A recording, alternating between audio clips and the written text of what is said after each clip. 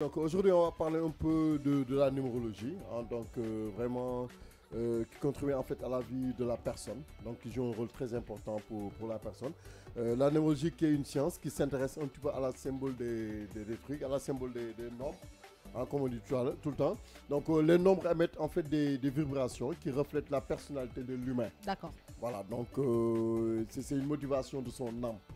Donc chaque personne a un chemin de vie qu'on calcule par rapport à sa date de naissance. Mais sachez en fait que tout d'abord, la numérologie ne doit pas être confondue à la voyance. Ok. Non. D'accord. Voilà, donc la numérologie ne doit pas être confondue à la voyance. Donc c'est des calculs d'un thème qui suivent une technique bien précise.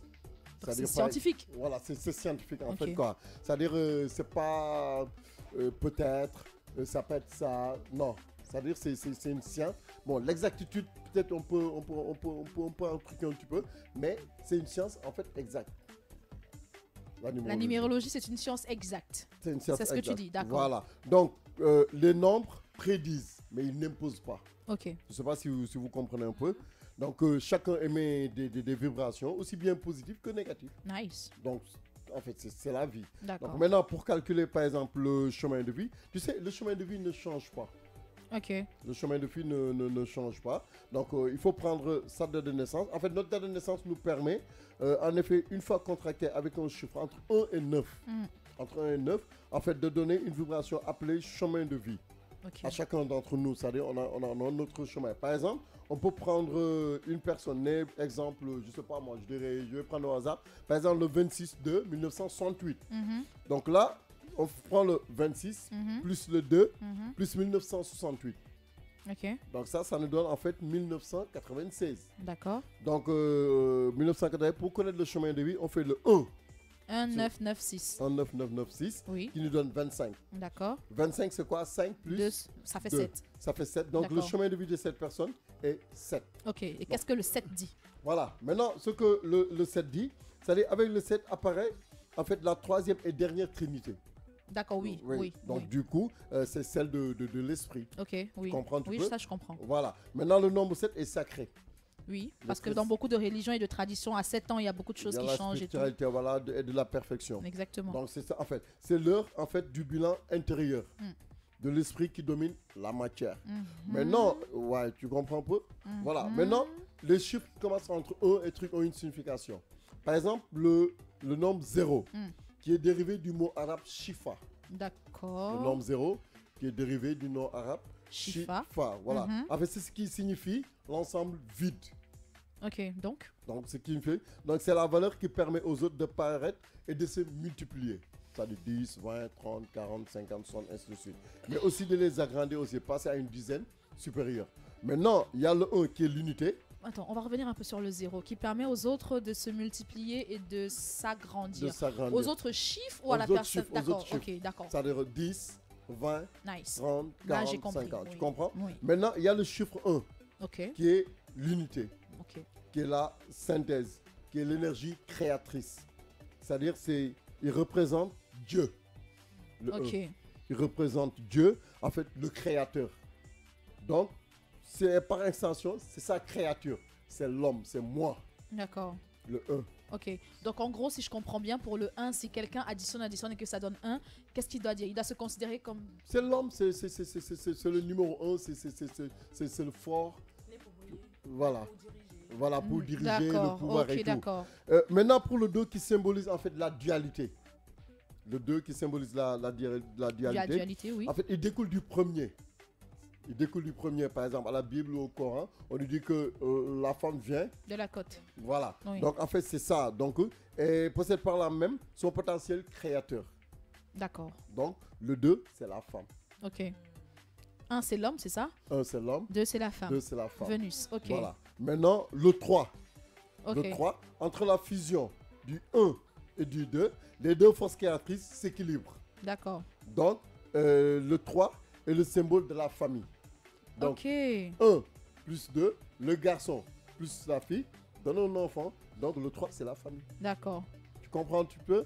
Ok. Ouais, Sandrine, apparemment. Donc en gros, les gens... En fait, je comprends bien les mots que tu prononces, je comprends bien les phrases, mais je n'arrive pas à transposer ça à un individu qui additionne et que ça donne 3. C'est-à-dire que si quelqu'un donne 3, ça veut dire quoi? Qu'il est destiné à avoir une grande famille? Qu'il est destiné à avoir une grande famille. Parce qu'il y a des gens qui se marient et qui ne peuvent pas avoir d'enfants. D'accord, on accuse souvent le grand-père au village et tout, alors que c'est scientifiquement dans les astres et tout. Ça peut s'expliquer et tout, Okay. voilà. Donc maintenant, si tu calcules ton chemin de vie et que tu es 1, c'est-à-dire c'est le pouvoir. Le 2, c'est la femme. Le 3, c'est la famille. Ok. Donc voilà, si tu calcules, tu sais que ton chemin de vie est le 3. Donc tu es sûr que tu es appelé à avoir par exemple une grande famille, à gérer une famille. D'accord. Vous comprenez? Facilement. Ok. Donc avec le chiffre 4, en fait, s'ouvre un monde matériel.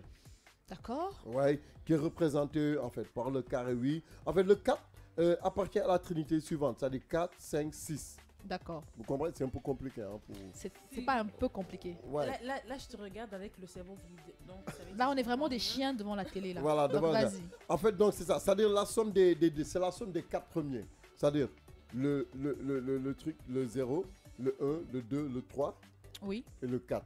C'est-à-dire maintenant, pour le 4, le 1 plus le 3 plus le 4 égale 10. 10 égale 1. Donc le 4 rejoint l'homme. D'accord. Donc ça fait 1. Ça fait 1. Ok. D'accord. Tu comprends? 1 c'est quoi? C'est le pouvoir. D'accord. Tu comprends? Ok. Maintenant, pour le 5, en fait, tout comme le 2. Tout comme le 2 dont je vous ai parlé tout à l'heure. La femme? Ouais, qui représente...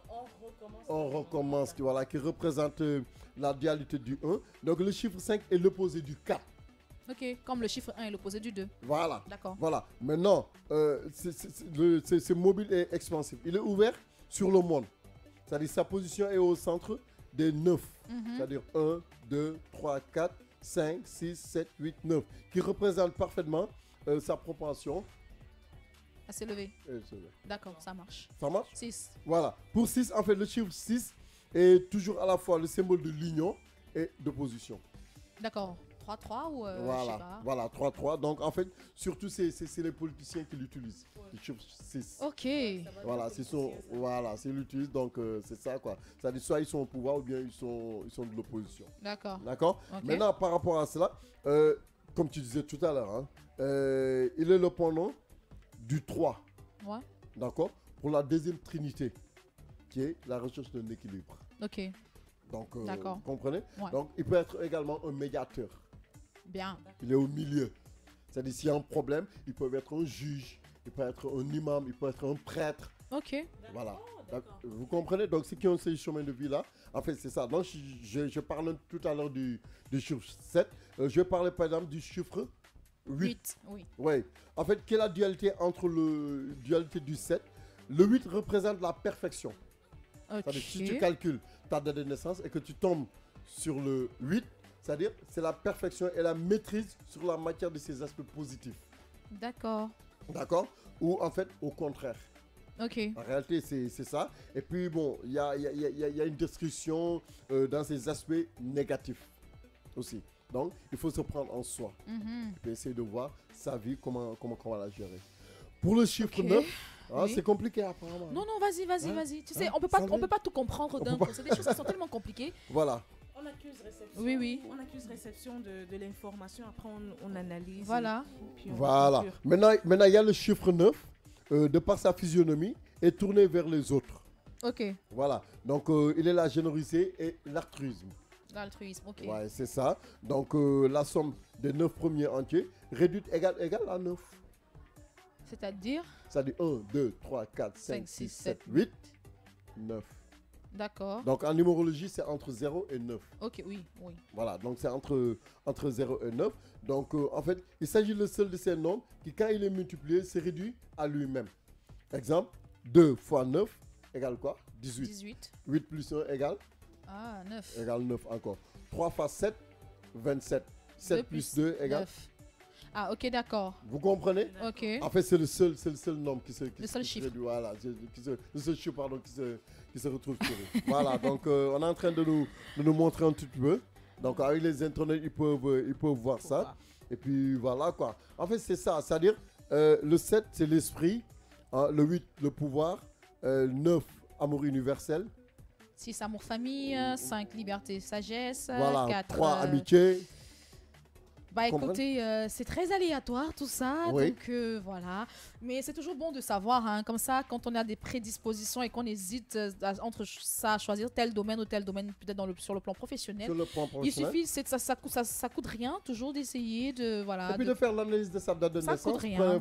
Prendre sa Moi date de personnellement, je l'ai jamais fait. naissance. Oui, Peut-être mais que je vais m'y mettre il faut- juste après. Hein. juste après, il faut essayer de le voir. Par exemple, prendre sa date de naissance. Non, je vais le faire. Voilà, et puis En tout faire cas, le calcul. et ouais, puis merci, hein, trouver merci son- beaucoup, Cédina. Voilà. C'était très édifiant. Qu'est-ce que tu en penses, Sandrine? Ah, super édifiant. J'ai presque envie de le faire. Mais comme tu as dit, après. Après, on va faire ça après, c'est toujours un peu délicat tout ça. En tout cas, merci beaucoup Zedina. J'espère que vous avez aimé ce qui est en train de se dire, que vous avez compris plus ou moins aussi ce qu'on disait. Hein. Alors, ils sont connectés, ils sont en train de réagir parce qu'on n'est pas les seuls à être des chiens devant la télé. Ah. Hassan Dao, tu me manques. Comment tu vas, Namenal? Ça fait longtemps. Pierre-William Touré, comment tu vas? Anglana, elle est toujours là. Binette Goudjabi, bonjour ma belle. Elle a dit l'eau, bonjour. Comment vous allez? Zedina, comment on calcule? Il a dit tu prends ton jour de naissance et ton année de naissance, tu additionnes le tout. C'est-à-dire avec le mois, jour, mois, année, tu additionnes le tout. Et puis à chaque fois, tu additionnes les chiffres en fait. Tu additionnes les chiffres. Après, Voilà. tu fais, ouais, par exemple. Voilà, jusqu'à obtenir un seul chiffre. Ouais. Donc voilà, c'est comme ça, hein. En tout cas, essayez et envoyez-nous vos chiffres, comme ça, hein, on saura à peu près quelles sont vos personnalités sombres là. 9h40 dans les studios de King FM, une courte page musicale. Et je propose, n'est-ce pas, de nous mettre du Ozzy Dimbe, hein, pour qu'on revienne tout de suite après sur Sandrine Nanga.